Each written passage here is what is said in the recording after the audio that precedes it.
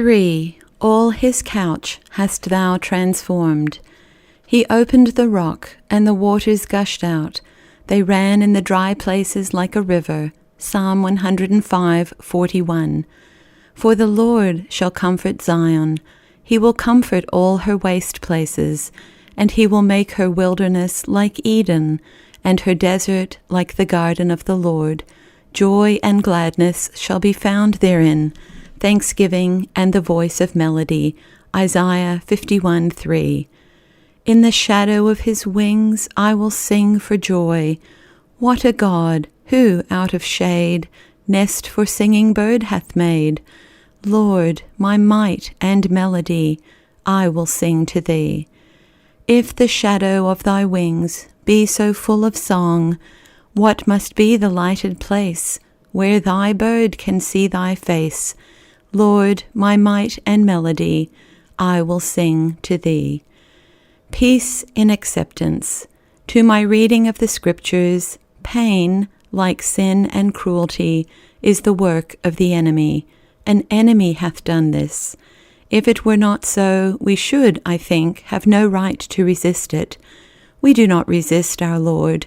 If it be his dear hand that presseth sore, as one of his saints wrote, then we could not and should not push it off or try to slip from under it.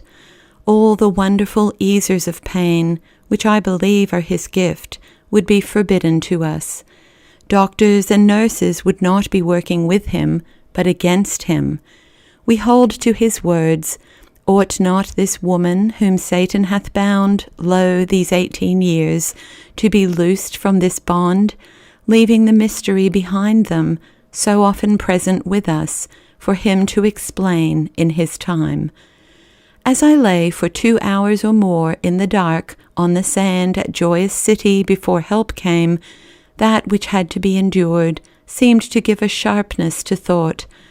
I thought of men tormented, not by accident, but on purpose, in this same town and many another eastern town.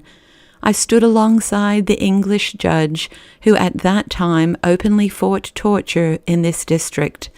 I blessed God afresh for every man, whosoever he be, who fights that infernal thing in this or any land. And as one may look through a very small window upon a very great view, I saw in a new way a fragment of what we mean when we say Calvary, but I will write of that again. The ministry of doctors and nurses appeared to me more than ever before as a divine thing then, and I felt that our Lord Jesus, beholding them, must love them and greatly desire to work together with them, laying his hand upon theirs as they work, in guidance and benediction. So though through these months acceptance has been a word of liberty and victory and peace to me, it has never meant acquiescence in illness, as though ill health were from him who delights to deck his priests with health. But it did mean contentment with the unexplained. Neither Job nor Paul ever knew, so far as we know, why prayer for relief was answered as it was.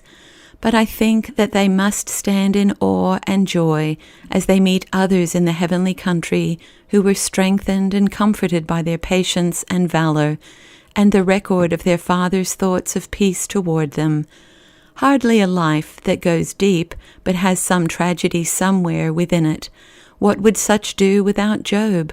And who could spare from his soul's hidden history the great words spoken to St. Paul, "My grace is sufficient for thee, for my strength is made perfect in weakness"? Such words lead straight to a land where there is gold, and the gold of that land is good. Gold. The word recalls Job's affirmation, "When he hath tried me, I shall come forth as gold," and St. Peter's, "The trial of your faith, being much more precious than of gold that perisheth, though it be tried with fire," and the quiet word in Malachi, "He shall sit as a refiner and purifier of silver." I have often thanked God that the word is not gold there, but silver. Silver is of little account in the East, and we feel more like silver than gold, but he shall sit as a refiner and purifier of silver, so who need fear? This picture of the refiner is straight from Eastern life. The Eastern goldsmith sits on the floor by his crucible. For me, at least, it was not hard to know why the heavenly refiner had to sit so long.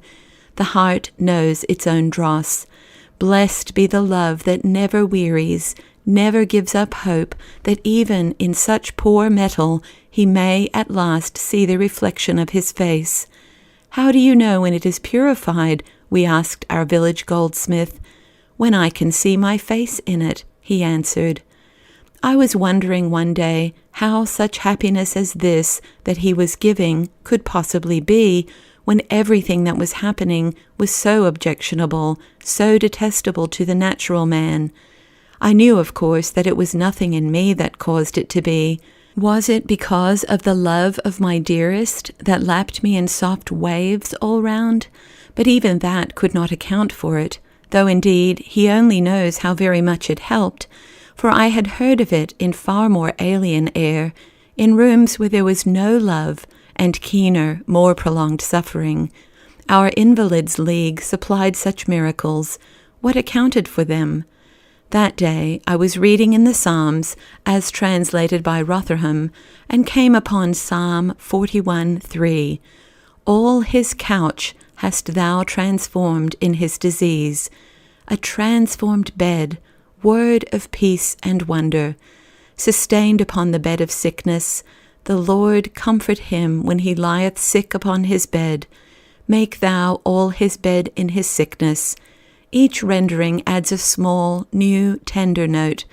The Lord will strengthen him upon the bed of languishing, true name for bed as it can be at times. Do thou so make my bed in all my sickness. This was Donne's prayer, that being used to thy hand, I may be content with any bed of thy making. Does this not account for the happiness of those who, like his great missionary prisoner St. Paul, have very little or nothing of human help to make a cheer? An unkind word, a careless touch, trials never once mine, cannot shatter a happiness that has its source in the hills of God. They shall be satisfied with the plenteousness of thy house, and thou shalt give them drink of thy pleasures, as out of the river, is the prayer book version of Psalm 36:8, and Rotherham's out of the full stream of thine own pleasures thou givest them to drink has a footnote, more literally, torrent. But to understand that word as used by an Eastern writer, one should have seen a mountain torrent after rain. There is such a magnificent abandon about it, such a sense of force that no power on earth can fetter, that one gazes in awe and in wonder. Words cannot capture the sense of that glorious conquering fullness of might. You watch the floods of white foaming waters rushing down. They appear to be eternal, filled from some exhaustless reservoir in the heights. O Lord of the waters that run in our dry places like a river, O Comforter of all our waste places, dear Lord of the still waters too, we drink and we are satisfied.